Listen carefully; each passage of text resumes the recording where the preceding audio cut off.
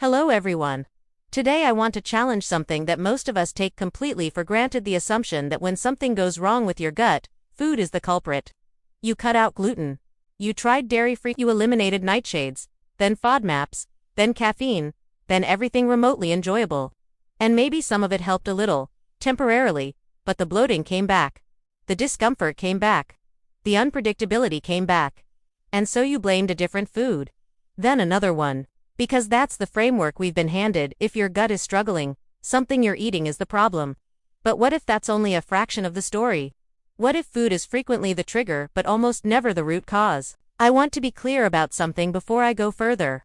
I'm not saying diet doesn't matter. It absolutely does, and the research is unambiguous on that. But there is a significant difference between a food that irritates an already compromised system and a food that is inherently harmful to a healthy one. Most of what people experience as food sensitivity is not the food causing damage, it's the food exposing damage that was already there. And that distinction changes everything about how you approach the problem. Let me give you a concrete example. Gluten sensitivity in people without celiac disease is one of the most debated topics in gut health research right now. According to research, a large proportion of individuals who believe they are sensitive to gluten actually respond to a different component in wheat entirely, fructans, which are a type of fermentable carbohydrate that feeds gut bacteria rapidly and can cause gas, bloating, and discomfort in people with an altered microbiome or increased gut permeability. In a controlled study where participants were given isolated gluten versus isolated fructans without knowing which was which, symptoms were significantly higher in the fructan condition, not the gluten condition. So the person wasn't reacting to gluten. They were reacting to a fermentable fiber that their gut, in its current state, couldn't process smoothly.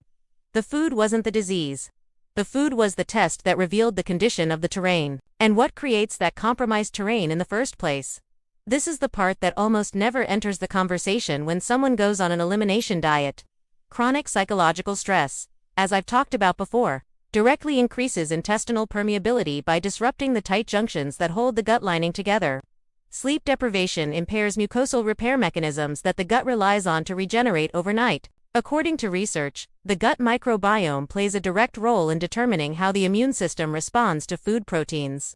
A diverse, balanced microbiome helps train the immune system to maintain tolerance, to recognize food components as harmless rather than threatening. When that diversity is disrupted, whether by stress, poor sleep, dietary monotony, or repeated antibiotic exposure, tolerance can erode. Foods that were once neutral start generating low-grade immune responses. Inflammation rises. The gut lining becomes more reactive, and the person, understandably, concludes that they've developed a food sensitivity because every time they eat that food, they feel worse. They're not wrong about the pattern. They're just misidentifying the cause. This matters enormously in practice because the response to a food sensitivity diagnosis is almost always restriction. Remove the offending food. And in many cases, that does reduce symptoms in the short term because you've removed one input that was stressing an already stressed system. But you haven't addressed why the system became stressed in the first place. What the research increasingly points toward is an approach that works on the terrain rather than just the triggers.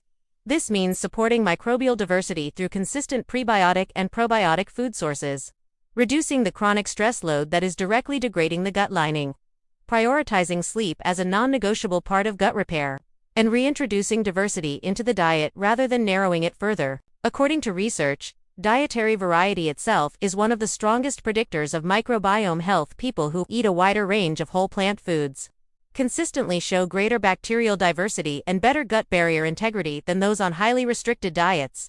Even when those restricted diets are marketed as gut-friendly, food is not the enemy. In most cases, it's the messenger. And the message it's carrying is about the state of the system receiving it, not about the food itself.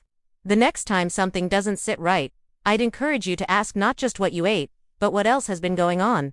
How have you been sleeping? How elevated has your stress been? What's happened to your gut environment over the past year?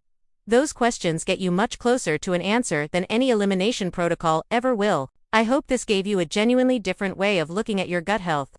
Leave your thoughts in the comments, I read everything.